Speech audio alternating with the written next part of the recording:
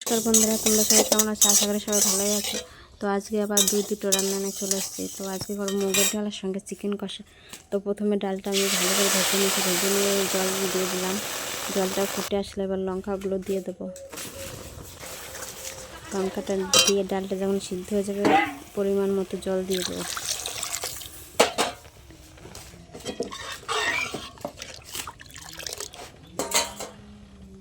জল দিয়ে এবার লবণ, হলুদ গুঁড়ো দিয়ে দিলাম। এবার ডালটা ফোড়ন দেবো। তো প্রথম কড়াইতে তেল দিলাম, তেল দিয়ে গোটা জিরে, শুকনো লঙ্কা, আদা দিয়ে ডালটা ঢেলে দেবো। এবারে লাস্টে একটু গরম মশলা দিয়ে নামিয়ে নেব। এবার মাংসটা ভালো করে ধুয়ে নেব। ধুয়ে নিয়েছি, এবার মশলাটা করে নেব। শুকনো লঙ্কা, গোটা জিরে, আদা, রসুন। এবার কড়াইতে তেল দিয়ে দিলাম, তেল দিয়ে আলুটা লাল লাল করে ভেজে নেব।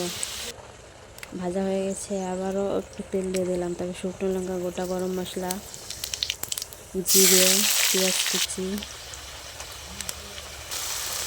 বাটা মশলাটা দিয়ে দিলাম। দিয়ে লবণ, হলুদ সব কিছু দিয়ে মশলাটা ভালো করে কষিয়ে নেব।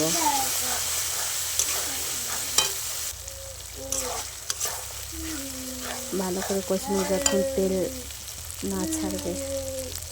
এবার মশলা থেকে তেল ছেড়ে দিয়েছে, এবার মাংসগুলো দিয়ে দিলাম। মাংসটা দিয়ে ভালো করে কষতে হবে। এবার কিছুটা কাঁচা লঙ্কা দিয়ে দিলাম।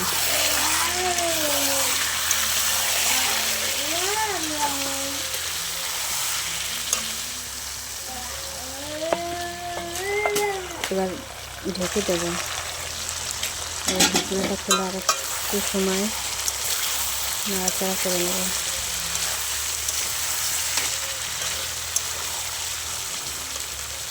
এবারে আলুগুলো দিয়ে দেবো। আলুটা দিয়ে আর কিছু সময় কষিয়ে নেব।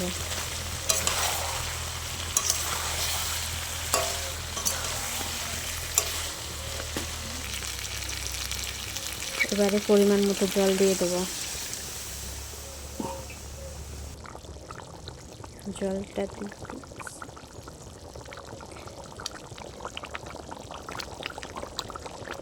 এবারে গরম মশলা দিয়ে দেবো।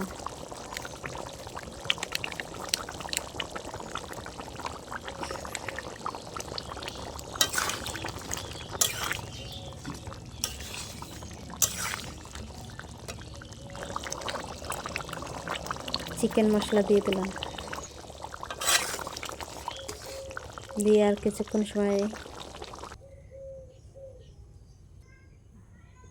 জাল দিয়ে নামিয়ে নেব। দেখো, মাংস আর মুগের ডাল রেডি।